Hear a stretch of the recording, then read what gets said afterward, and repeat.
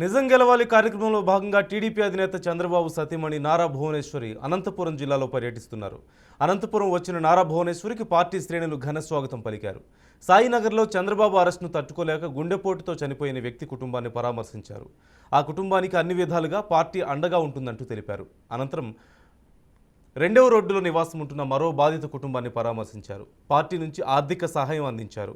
నారా భువనేశ్వరి 2 రోజుల పర్యటన సందర్భంగా జిల్లా టీడీపీ నేతలు అనంతపురం, రాప్తాడు, కళ్యాణదుర్గం, రాయదుర్గం నియోజకవర్గాల్లో ఏర్పాట్లు చేశారు.